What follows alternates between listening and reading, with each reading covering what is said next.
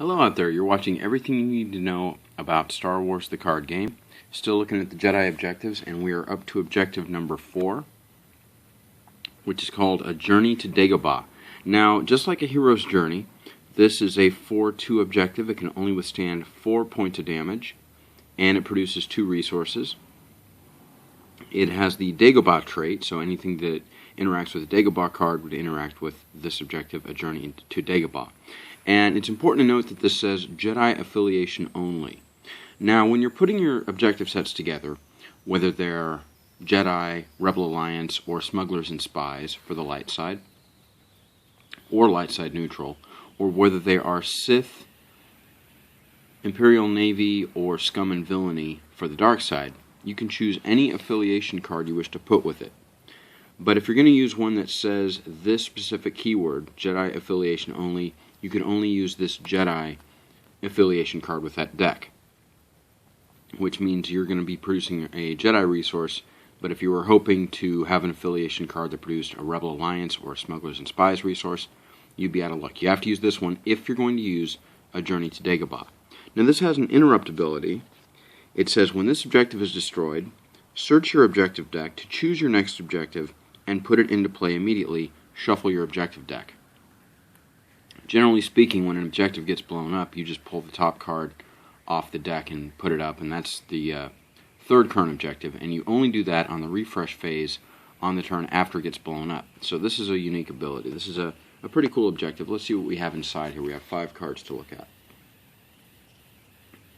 The first of our 3 units is Red 5. This is a unique X-Wing.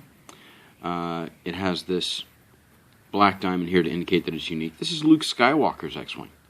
So you could actually have Luke Skywalker and Red 5 at the same time on the board without any problem, but you couldn't have another Red 5.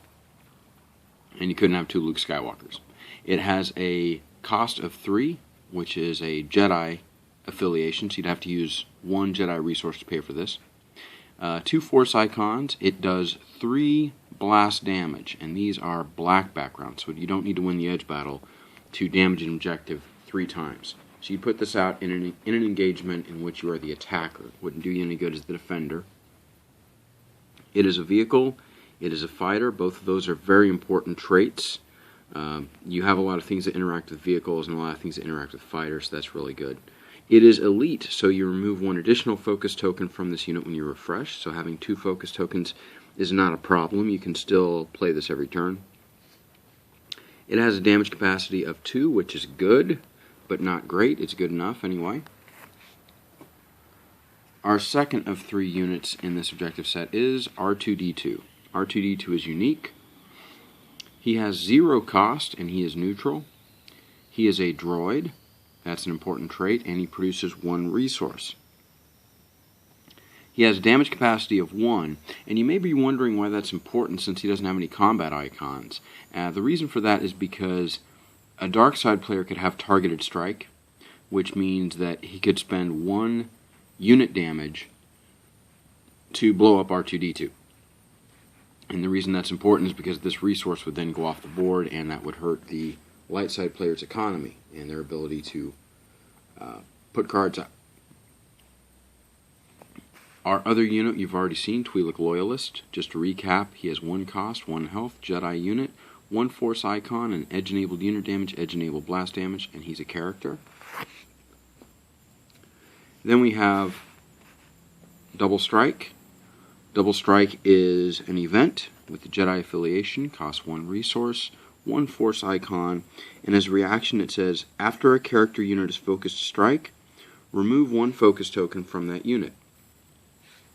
So you have your character, for example, Obi-Wan Kenobi, who has 4 combat icons. You focus him to strike, you immediately take the focus token off, then you resolve all 4 of the combat icons, and then the next time you get to focus unit strike, you could focus Obi-Wan Kenobi a second time and resolve all 4 of those, if you played Double Strike and if you had the resource to pay for it. So this is a very, very strong event card.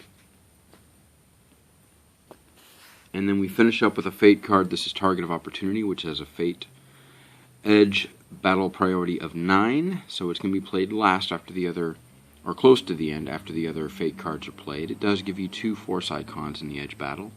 And it says if you are the attacking player, deal 1 damage to the target objective, or excuse me, to the engaged objective. So that's useful. It's like having a blast damage in the edge battle. So that's a really good start. Anyway, those are the 6 cards for the objective set, Journey to Dagobah. Red 5, R2-D2, Twi'lek Loyalist, Double Strike, and Target of Opportunity. I hope this has been helpful, and I will see you next time for a look at objective set number 5, the Jedi. Until then, GLHF, and may the Force be with you.